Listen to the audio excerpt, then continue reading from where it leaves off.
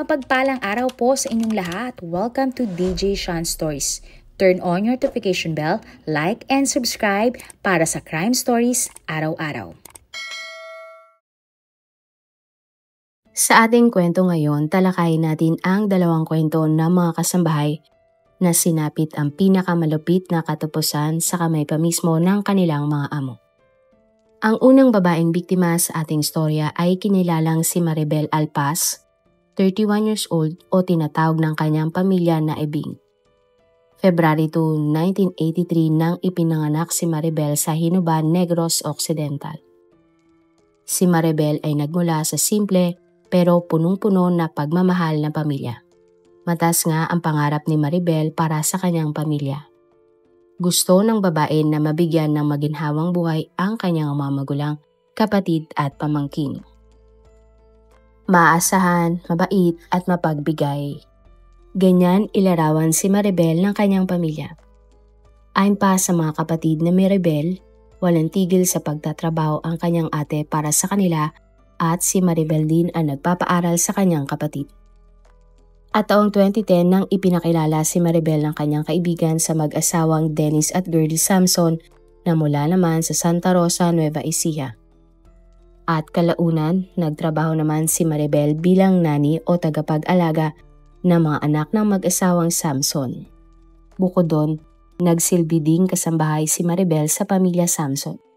Hindi nagtagal, nag-migrate sina Dennis at Girlie sa UK, England. Si Dennis ay nagtrabaho bilang nursing assistant habang si Girlie naman ay isang staff nurse sa parehong ospital. Naiwan naman sa pangangalaga ni Maribel ang mga anak na mag-asawa. Tiniis nga ni Maribel ang maliit na sahol bilang yaya dahil napamahal na siya sa mga bata. At makalipas ang isang taon, nagdesisyon na ang mag-asawa na dalhin na sa UK ang kanilang mga anak. Subalit batid na mag-asawa na mahihirapan sila sa UK dahil walang mag-aalaga sa kanilang mga anak. Kaya naman dito na inalok ni na Dennis at Girlie si Maribel na sumama sa kanila sa UK para alagaan ang mga anak na mag-asawa. Nangako din ang mag-asawa na i-sponsoran nila ang citizenship ni Maribel papuntang UK matapos ang 5 taong pagtatrabaho sa kanila ni Maribel. At dahil nga sa napakagandang alok ng kanyang mga amo, agad na pumayag si Maribel na sumama sa UK. Taong 2011 naman nang dumating si Maribel sa Warrington, UK. Halos lahat nga ng sinasahod ng Pinay ay pinapadala niya sa kanyang pamilya sa Pilipinas. Pagod man sa trabaho, ang lahat ay tinitiis ni Maribel para sa magandang kinabukasan ng kanyang mga mahal sa buhay sa Pilipinas. November 2013, makalipas ang 2 taon, muling umuwi ng Pilipinas si Maribel. Napakasaya nga ng ginang nang muli niyang nakasama ang kanyang pamilya. Gustuhin man ni Maribel na manatili na lamang sa Pilipinas para makasama ang kanyang pamilya, ito ay kanyang ipinagpaliban at nagdesisyon muli si Maribel na mag-abroad at pumayag sa 2 taong kontrata sa pamilya Samson. Naisip kasi ni Maribel na kapag natapos niya ang 2 taon niyang pagtatrabaho sa UK, malaki na ang kanyang mga alaga at pwede na siyang maghanap ng ibang trabaho sa bansa na malaki ang sahod. Bukod doon, makakakuha na din si Maribel ng inaasam-asam niyang citizenship.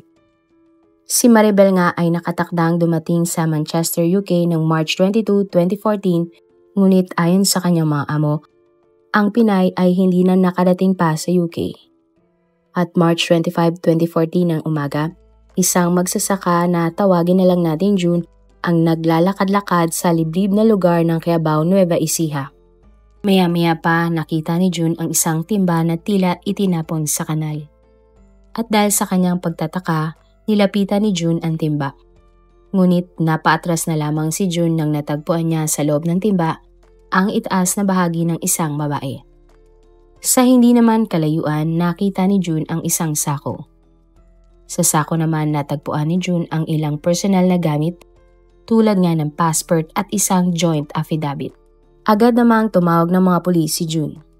At pagdating nga ng mga pulis sa lugar, agad nilang sinimulan ang investigasyon. Ayon nga sa mga pulis, hindi doon pinatay ang babae at doon lamang iniwang ang itaas na bahagi ng biktima. Ang passport naman na natagpuan ni June ang pinagbasihan ng mga pulis sa pagkakakilanlan ng biktima.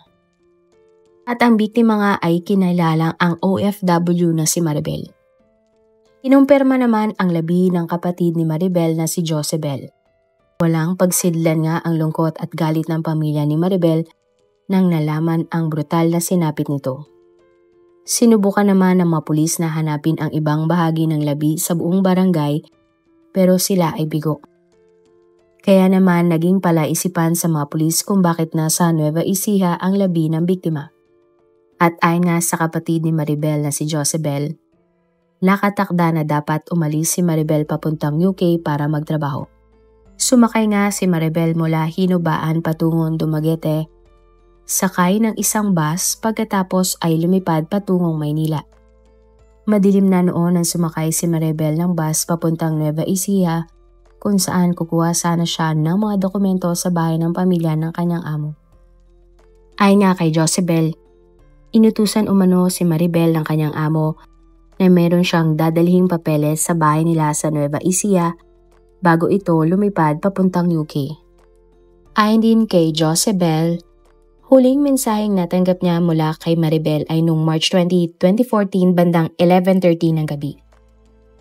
Sa mensahe, sinabi ni Maribel na siya ay nasa Pampanga na at magmula nga noon hindi na siya nakontak pa ng kanyang pamilya. Dagdag pa ni Josebel, ilang araw nilang hinanap si Maribel bago nga nila ma-receive ang tawag ng mga pulis. Natagpuan din sa sako ang isang itinerary na sulat kamay mismo ng biktima. Nakalagay nga sa sulat na dapat alas 10 ng gabi, nakarating na siya sa isang gasolinahan sa Nueva Ecija. Sa isang larawan nga mula sa CCTV, isang puting multicab ang sumundok kay Maribel sa gasolinahan. Malabo nga ang larawan pero teorya ng mga pulis, lalaki ang sumundok kay Maribel. Ay naman kay June na unang nakakita sa labi ni Maribel, bago umano niya natagpuan ang labi, nakita niyang dumaan ang puting multicab na iyon. Sunod namang pinuntahan ng mga pulis ang bahay ng amo ni Maribel sa Barangay Lourdes, Santa Rosa, Nueva Ecija na isang oras ang layo kung saan natagpuan ang labi ng OFW. Pero ayon sa mga kapitbahay ng mag-asawang Samson, wala doon sina Dennis at Curly dahil matagal na itong nakaalis papuntang UK. Gayunpaman, minanmana ng mga pulis ang bahay ng mga Samson at nakita nga nila ang isang lalaki na lumabas mula rito. Siya ay kinilalang si Elcielo Valdez. Ipinakita nga ng mga pulis kay Elcielo ang larawan ng biktima pero ayon sa kanya hindi niya umano kilala ang babae. Sunod namang nagtanong-tanong ang mga pulis sa mga kapitbahay ng mga Samson. Ayon sa isang kapitbahay ng pamilya Samson, natatandaan niya ng March 20 ng gabi, nakita niyang may apoy na nagmumula sa bahay ng mga Samson. Indikasyon ito na sila ay nagsisiga. Nakausap din ng mga pulis ang isang gwardya. At batay nga sa sinumpaang salaysay ng gwardya, kasabahan niya si Elcielo at nakatira din siya sa binabantayang bahay ni Elcielo na siyang pagmamay-ari ng pamilya Samson. At September 21, 2024 bandang 1:00 pasado, narinig nga ng mga gwardya ang kanilang OIC na sinasabing hiniram ni Reginald Samson na kapatid ng amo ni Maribel na si Dennis ang multicab ni Elcielo na kapatid naman ng asawa ni Dennis na si Girlie. At dahil nga sa mga circumstantial evidence na meron na ang mga pulis, minabuti nilang mag-apply ng search warrant sa bahay ng mga Samson. Ang kanilang duda nga, posibleng may kinalaman ang mag-asawang Samson sa pagkamatay ng kanilang kasambahay na si Maribel. At kinabukasan, nagpunta naman ang mga pulis sa nasabing bahay. Pero hindi agad nila napasok ang bahay dahil walang tao sa loob. Kinailangan pa nga nilang maghanap ng mga kamag-anak ni na Dennis at Girlie para pahintulutan silang papasukin sa bahay. Sa kabilang banda naman, nakipag-ugnay na ang mga pulis sa mga otoridad sa UK hinggil sa mag-asawang nurse na sina Dennis at Girlie. Pansamantalang tinanggal sa mga trabaho sina Dennis at Girlie habang gumugulong ang investigasyon. At April 2014 din nang kinunan ng salaysay ng mga pulis si Dennis hinggil sa pagkamatay ni Maribel. At ayon nga kay Dennis, matagal na silang wala sa Pilipinas nang namatay si Girlie kaya imposible na may kinalaman sila sa pagkamatay nito. Kinumpirma naman ni Dennis na may pinakuha nga siyang dokumento kay Maribel bago ito bumalik sa UK. At ayon nga kay Girlie, labis silang na-stress dahil sa sinapit ni Maribel. Pamilya na kasi ang turing nila kay Maribel kaya naman minsan binibilhan pa nga nila ang OFW ng mga damit at iba pang mga personal na gamit. Sinabi pa ni Girlie na maayos ang kanilang relasyon kay Maribel at hindi daw kailanman nasaktan ni Girlie o ni Dennis si Maribel. Marinding itinanggi ni Girlie na silang mag-asawa ay may kinalaman sa pagkamatay ni Maribel dahil hindi nila umano ito kayang gawin sa taong itinuring na nilang pamilya. At nang hinalughog nga ng mga pulis ang bahay ng mga Samson, napansin nila ang isang lugar na tila nga may sinunog doon. At sa isang septic tank, nakita nila ang sunog ng mga buto at mga dokumento na pagmamay-ari ni Maribel. Ayon sa mga pulis, naniniwala silang wala sa tamang katinuan ang mga sospek na pumatay kay Maribel dahil sa tindi ng ginawa nila sa biktima. Napatunayan nga na totoo ang hinala ng mga pulis dahil nakakita sila ng mga ipinagbabawal na gamot sa loob ng bahay ng mga Samson na maaaring ginamit ng mga sospek. Bukod doon, sinabi pa ng mga kapitbahay ni Reginald na ito ay kilalang nagbebenta ng ipinagbabawal na gamot sa lugar. April 10, 2014 naman nang sinampahan ng kasong murder sina Elcielo Valdez at Reginald Samson, ang mga kapatid ng amo ni Maribel na nasa UK. Ayon sa mga balita, si Elcielo ang nakita sa CCTV na sumusunod kay Maribel sa gas station. Ayon naman sa mga saksi, March 21 ng umaga, nang nakita nila sina Elcielo at Reginald na nakasakay sa puting multicab at sa likod nito ay mayroong timba na kaparehong timba kung saan natagpuan ang itaas na bahagi ng OFW na si Maribel. Kaya namang nagkaroon ng arraignment ang kaso, ngunit ni isang beses ay hindi sumipot sina Elcielo at Reginald. Sa isang balita naman, sinabi ng dating mayor ng Negros Occidental, may mga impormasyong natanggap ang mga pulis na posibleng hindi si Dennis ang nag-utos kay Maribel na pumunta sa bahay nila sa Nueva Ecija. Ayon sa balita, ang asawa ni Dennis na si Girlie ang posibleng nagpapunta kay Maribel sa kanilang bahay para siya ay patayin ni Elcielo at Reginald. Lumalabas kasi na tila nagsiselos umano si Girlie sa special attention na ibinibigay ng kanyang mister sa kanyang yaya na si Maribel. Sinabi pa ng dating mayor na maayos na plinano nga ang nangyaring krimen. Samantala, nakabalik naman sina Dennis at Girlie sa ospital na kanilang pinagtatrabahuhan. Ayon nga sa mga balita, wala namang matibay na ebidensya laban sa mag-asawa hinggil nga sa pagkamatay ni Maribel. At taong 2015 naman nang naglabas ng warrant of arrest ang korte para sa pagkakaaresto nina Elcielo at Reginald. Subalit ang dalawang mga sospek ay tila ba naglaho na parang bula. At magpahanggang ngayon ay pinaghahanap pa din sina Elcielo at Reginald para sa kasong murder laban sa kanila. Ano nga ng karamihan, bakit nga ba pinaslang sa karumal-dumal na paraan si Maribel? At sa huli nga, sinabi ng kapatid ni Maribel na hindi susuko ang kanyang pamilya sa kanilang laban sa korte hanggat hindi nila nakukuha ang hustisya para kay Maribel. Ang pangalawang babaeng biktima naman sa ating kwento ay kinilalang si Richelle Sagang, 17 years old. Si Richelle ay mula sa Liloy, Zamboanga del Norte. Pangatlo sa 6 na magkakapatid si Richelle at ang kanyang ama ay isang magsasaka. Bata pa lamang ang dalaga, mulat na siya sa hirap ng buhay ng kanilang pamilya. Subalit mas naging mahirap ang sitwasyon ng pamilya ni Richelle nang sila ay iwan ng kanyang ina. Dahil dito, napilitan si Richelle na tumigil sa kanyang pag-aaral. At taong 2015 naman nang nagdesisyon si Richelle na magtrabaho para makatulong sa kanyang pamilya. Noong una, tutol ang tatay ni Richelle sa kagustuhan ng kanyang anak. Pero sa huli, pumayag din ang ama ng dalaga. Ayon sa mga balita, si Richelle ay nagtrabaho bilang kasambahay sa isang bahay sa Ayala, Alabang Village, Muntinlupa City. Halos lahat nga ng sahod ni Richelle ay ipinapadala niya sa kanyang pamilya. Kahit mahirap na malayo sa kanyang pamilya, nagsakripisyo si Richelle para sa magandang kinabukasan ng kanyang pamilya. Subalit makalipas ang 2 taon, isang nakakahindik na balita ang natanggap ng pamilya ng dalaga. January 13, 2017 nang lumabas ang balita na isang labi ng babae ang natagpuan sa Santa Maria, Bulacan. Ang biktima ay nasa kalsada malapit sa isang slaughterhouse. At ayon nga sa tanod sa nakakita sa labi, nagpapatrol siya nang mapansin niya ang labi sa isang daan. Nang ito ay kanilang lapitan, wala itong itaas na bahagi. Agad namang nireport ng mga tanod sa mga pulis ang kanilang nadiskubri. Sinabi din sa report na may mga pasa at sugat ang biktima, indikasyon na sinaktan muna ito bago pinatay.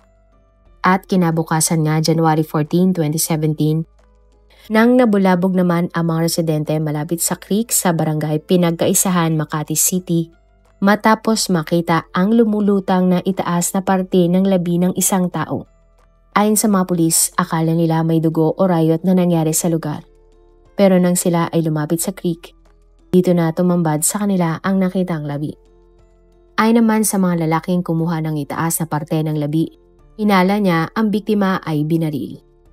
Naging palaisipan naman sa mga pulis kung ang itaas na bahagi ng labi na natagpuan sa Bulacan at ang itaas na bahagi din ng labi na natagpuan sa Makati ay mula sa iisang tao. Sa kabilang banda naman, labis ang pag-aalala ng pamilya ni Richelle dahil ilang araw nilang hindi makontak ang dalaga. Kaya naman nagpasya na ang tatay ni Richelle na si Mang Noel na lumuwas ng Maynila. Nagpunta si Noel sa village kung saan nagtrabaho si Richelle. Ang nakausap nga ni Noel ay ang gwardya ng village. Ayon sa mga gwardya, si Richelle ay inireklamo sa kanila ng amo nito dahil pinagnakawan daw umano ni Richelle ang kanyang amo. Pinayuhan naman ng mga gwardya ang amo ni Richelle na ipablatter ang kasambahay sa mga pulis. Matapos nga iyon, umalis na daw si Richelle, ang amo nito at ang 2 pang taong sakay ng isang BMW na sedan. Sinabi pa ng mga gwardya na nakita nila si Richelle na may mga pasa, sugat at inahit pa umano ang kilay. Kasabay nito, nagmatch naman ang DNA na labing natagpuan sa Makati at Bulacan. Indikasyon na ang mga ito ay iisang tao lamang. Sunod namang natanggap ni Noel ang tawag mula sa police station para nga ipa-identify sa kanya ang mga labing natagpuan sa Bulacan at Makati. Walang tigil nga sa pag-iyak si Noel na nakita ang labi at sinabing iyon nga ang nawawalang anak niyang si Richelle. Agad namang ipina-DNA test ang labi at kinumpara nga ito sa DNA ni Noel. At kumpirmado nga na ang magkakahiwalay na labi na nakita ay ang kasambahay na si Richelle. Tama nga ng bala ang kanyang ikinamatay. Hustisya nga ang sigaw ni Noel para sa kanyang anak na pinatay ng walang kalaban-laban at mukhang pinahirapan pa. Ayon sa ama ni Richelle, nakwento ng kanyang anak na mabait naman daw ang kanyang amo. At January 5, 2017 naman daw nang nahuling nakausap ni Mang Noel ang kanyang anak. At sa investigasyon, lumalabas nga na ang huling kasama ni Richelle bago siya natagpuang patay ay sina Alele Froilan Yap, Akiko Noirin, at Charissa May.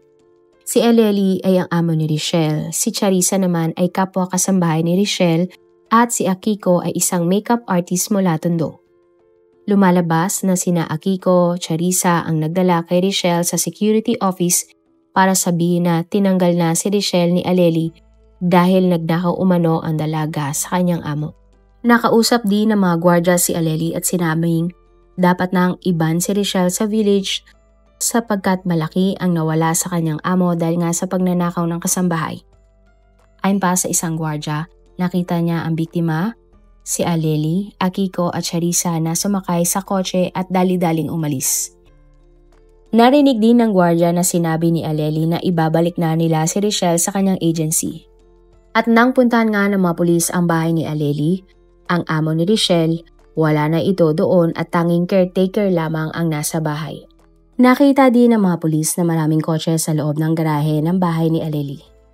Dahil dito, lalong nagduda ang mga pulis kay Alele na may kinalaman siya sa brutal na pagkamatay ng kasambahay na si Richelle. At makalipas ang isang buwang investigasyon, formal nang sinampahan ng kasong murder ng mga pulis sina Alele, Akiko at Charissa para sa pagpatay nila kay Richelle. Hindi naman idinitalya ng mga otoridad ang papel ng bawat sospek sa krimen. Ayon sa Makati Police, sapat na ang hawak nilang ebidensya laban sa mga sospek. Teorya ng mga pulis, pinatay si Richelle matapos siyang dalhin ni Alele sa security office.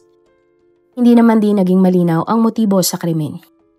Pero ayon sa abogado ni Aleli, walang kinalaman ang kanyang kliyente sa krimen. Samantala, naglabas naman ang DOJ ng lookout bulletin laban kay Aleli. Naglabas din ng 100,000 pesos reward ang pamahalaan ng Muntinlupa para sa anumang impormasyon na maaring humantong sa pagkakaaresto ng mga sospek. Subalit nagtago na sina Aleli, Akiko at Cherissa kaya hindi sila naaresto ng mga pulis. At October 2018 naman nang lumabas ang balita na sa wakas ay naaresto na si Aleli. At ayon nga sa report, nahuli si Aleli ng NBI sa pamamagitan ng isang entrapment operation matapos niyang magpanggap ng broker ng isang paupahang bahay sa Ayala Village. Ang transaksyon nga ay nangyari sa pagitan ni Aleli at ng isang Chinese national na uupa ng bahay ni Aleli. Sa isang coffee shop sa Ayala, Alabang, na-entrap si Aleli ng NBI na nagpakilala bilang Lucy Ong. Nalaman nga sa naturang operasyon na ang mga papeles at titulo na hawak ni Aleli sa pinapaupahang bahay ay peke. Ayon sa uupa sana ng bahay, nagdaw na siya ng 260,000 pesos, ngunit nanghihingi pa daw ng karagdagang 2.6 million ang sospek. Mabuti na lamang at nawarningan ang uupa ng kanyang kaibigan at marami na nga daw kasong kinahaharap si Aleli at kailangan niyang mag-ingat sa pakikipag-transact dito. Inaresto ng NBI si Aleli kasama ang kanyang kaibigan na si Akiko. Pero maliban sa pamemeke ng dokumento at pangloloko, si Aleli ay suspect na din sa pagtangay ng mga luxury vehicles ng taong 2018. Ginagamit umano ng suspect ang kanyang kaseksihan at charm para maipuslit ang mga luxury car sa isang car seller. Ayon nga sa kwento ng seller, tinest drive lang umano ni Aleli ang mga sasakyan at nangakong babayaran kinabukasan. Nagtiwala umano ang seller dahil nakita naman niya ang iba pang mga mamahaling sasakyan sa bahay ni Aleli sa Ayala, Alabang. Ngunit nang pupunta na ang seller sa bahay ni Aleli, ay wala na ito doon pati ang kotse. Nalaman din ng seller na nangungupahan lamang pala si Aleli sa naturang bahay. At 6 na linggo nga matapos mai-report ng seller ang insidente sa NBI, natunton ang mga sasakyan tinangay ng mga Mercedes-Benz G-Class at Toyota Land Cruiser malapit sa isang kasino kung saan naisanla pala ito ni Aleli. Isa din sa tinangay ni Aleli ay isang Maserati na nagkakahalaga naman ng 20 million pesos. Ayon sa NBI, modus ito ni Aleli kung saan ginagamit niya ang kanyang charm para makuha ang loob at mapaniwala ang mga car sellers para matangay niya ang mga kotse. Matapos nga sampahan ng kasong estafa at falsification of public documents, si Aleli ay ikinulong. Bukod sa balita na ito, wala nang lumabas pang impormasyon kung naparusahan ba si Aleli para sa pagpatay niya sa kanyang kasambahay na si Richelle. Ayon sa isang interview kay Aleli, resolba na umano ang tungkol sa murder case laban sa kanya pero hindi na idinetalye pa kung ano ang resulta ng kaso. Marami pong salamat sa inyong panonood. Meron ba kayong mga kwento na gusto nyong i-share sa ating mga manonood? O kung may personal po kayong kwento na gusto nyong i-feature sa ating channel, i-comment down below nyo lang ang inyong mga suggestions.